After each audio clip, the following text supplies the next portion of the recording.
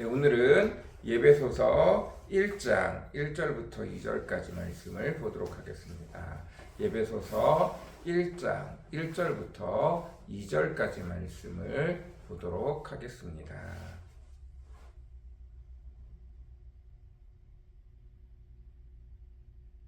현대인의 성경으로 제가 읽겠습니다. 하나님의 뜻에 따라 그리스도 예수님의 사도가 된 나 바울은 예배소에 있는 성도들과 그리스도 예수님을 믿는 신자들에게 하나님 우리 아버지와 주 예수 그리스도의 은혜와 평안이 함께하기를 기도합니다. 아멘. 네, 오늘부터는 예배소서 말씀을 같이 나누고자 합니다. 사도 바울이 3차 전도여행 때 예배소에 가서 말씀을 증거했습니다. 두란노 서원을 정해놓고 그곳에서 2년이 넘도록 말씀을 가르치고 많은 이방인 선교사들을 훈련하는 일에 힘썼습니다. 선교지에서 이렇게 제자 양육을 할 수 있을 만큼 오랜 기간 또 그곳에서 이렇게 제자들을 양육할 수 있는 시스템을 갖추고 했던 곳이 어디에도 없습니다. 예배소에서 이렇게 열심히 복음 증거뿐만 아니라 사도 바울의 후임으로써 많은 자들, 여전히 이방 교회를 위해서 전도하고 세워진 교회들을 돌볼 수 있는 많은 제자들을 훈련시키는 그런 사역을 예배소 교회에서 했습니다. 사도 바울이 3차 전도 여행 중에 가장 많은 시간을 들이고 가장 많이 공을 들인 곳이 바로 예배소입니다. 그리고 3차 전도 여행이 끝나고 나서 이제 로마로 잡혀가는 과정 속에서 로마 감옥에 갇혀서 이제 3차 여행 중에 다녔었던 교회들을 대상으로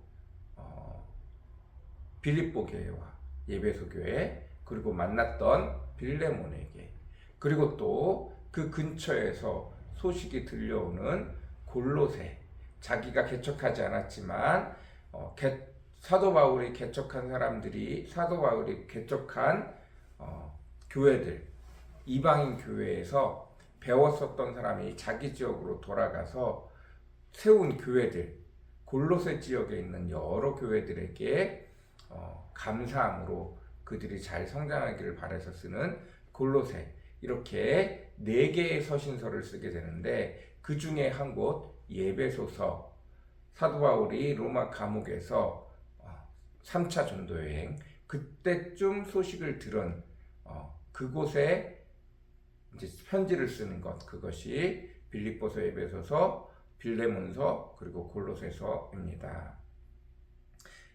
빌립보서는 했고 이제 예배소서를 할 차례인데 이 예배소서는 3차 전도여행 때 신학교와 같이 사도 바울이 이방인의 선교사를 이방인들을 통해서 양육하는 과정에서 세워진 교회 예배소에 편지를 쓰는 만큼 신학적으로 가장 뒷부분에 관련되어져 있는 내용입니다. 바울 서신은 데살로니가 전후서를 시작으로 시작하는데 데살로니가 전후서는 이제 막 시작하면서 가장 먼저 편지를 쓴 편지로 그냥 내가 사도 바울이 편지를 쓰게 될 줄 모르고 그냥 필요에 따라서 편지를 쓰기 시작한 것입니다. 그래서 거기서는 모든 것들이 다 조금씩 주제들은 있지만 혼재되어 있어요.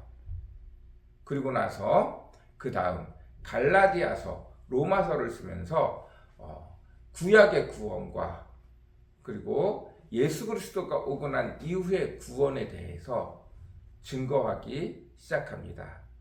가장 큰 초점은 구원에 맞추어져 있습니다. 그래서 구원하고 관련되어져 있는 내용들이 통틀어서 쭉 나오게 되어집니다. 그리고 나서 중요한 서신이 고린도전서가 중요한데, 고린도전서의 내용들은 구원과 관련된 사람들이 아니라 구원 이후의 사람들. 그러니까 갈라디아서, 로마서는 너희가 구원받았기에 어떤 신분이 되었다, 너희가 더 이상 율법을 지키는 것이 아니라 구원받은 예수 그리스도를 통해서 일을 이루어 가야 된다, 믿는 사람으로서의 구원받은 자로서의 삶을 살아야 한다 라는 내용이라면, 고린도전서는 구원받은 사람들이 어떻게 살아야 하는가, 하나님의 백성으로 어떻게 살아야 하는가에 초점이 맞추어져 있습니다. 그리고 이제 가장 신학적으로 후반부에 발전한 예배소서, 이 예배소서는 좀 더 신학적으로 구체적인 내용들이 많이 들어가 있습니다. 많이 정리되어져 있고 많이 들어가 있습니다. 주로 교회 공동체와 관련되어져 있는 내용들이 많이 들어가 있습니다.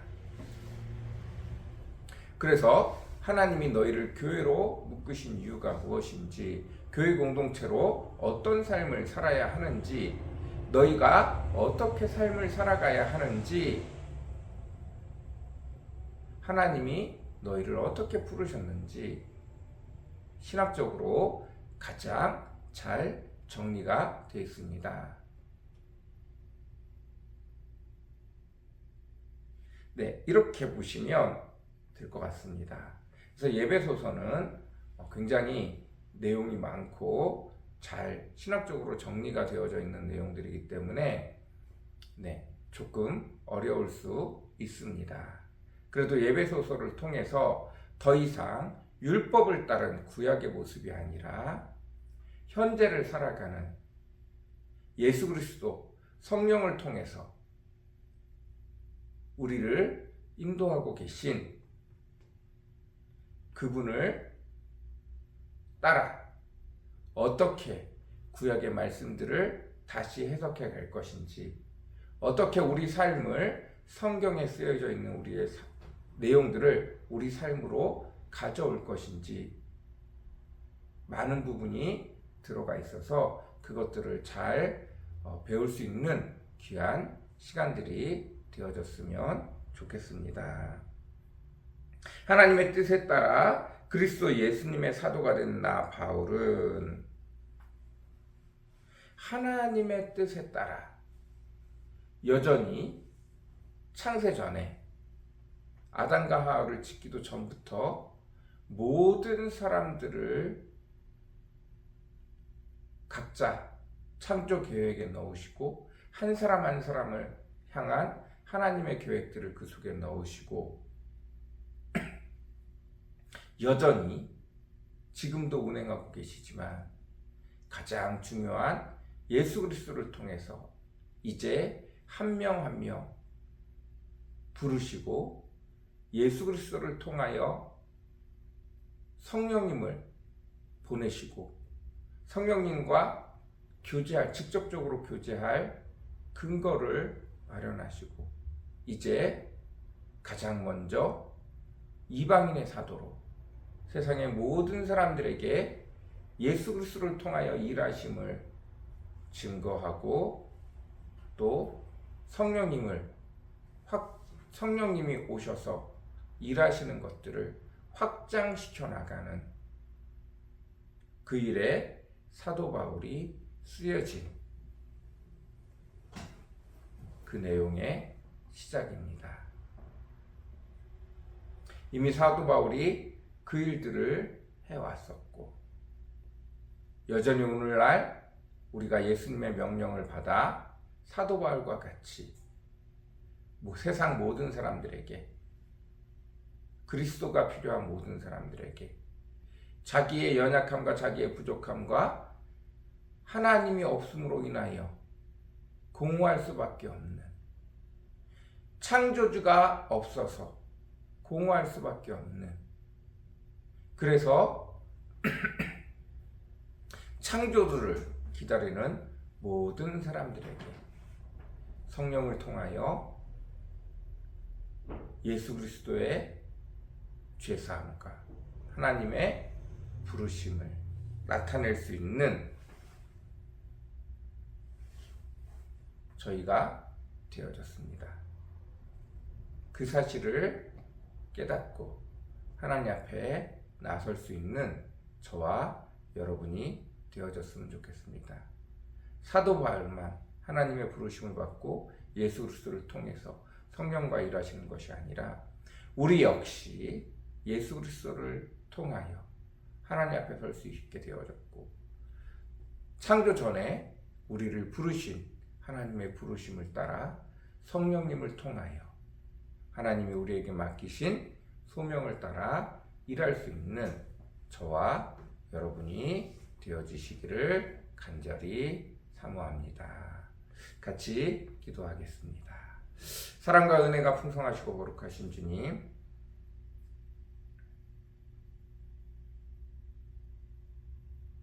예배소 말씀을 시작합니다. 예수 그리스도가 우리를 대신하여 십자가에 달려 돌아가심으로 우리의 죄를 덮어주셔서 드디어 하나님의 부르심에 응답할 수 있는 저희가 되어졌고, 성령님을 통하여 때를 따라 우리를 가르치시고 인도하시는 주님을 만나 배웠고, 이제야 비로소 성령님을 통해 하나님의 부르심에 합당한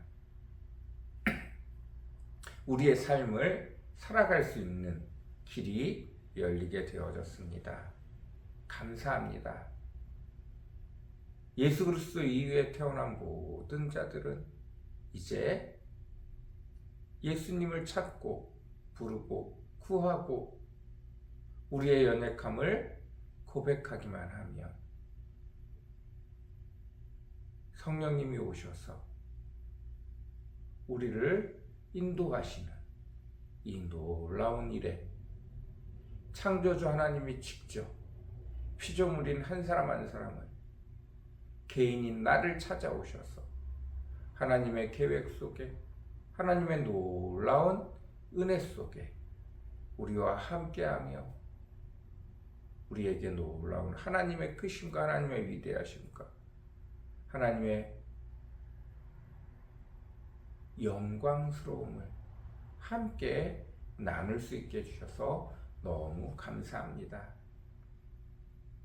여전히 어리석어서 그 크신 하나님이 우리에게 오셨음에도 불구하고 나의 만족과 유익을 위해 여전히 살아가는 우리를 불쌍히 여기시고 오늘도 지혜와 계시의 영을 부어주사 마음껏 주를 찾아오게 허락하시고 마음껏 주를 깨달을 수 있는 저희들 되어지도록 주여 오늘도 축복하여 주옵소서. 주여 오늘도 은혜 베풀어 주시옵소서. 감사합니다. 예수님의 이름으로 간절히 기도드렸습니다. 아멘.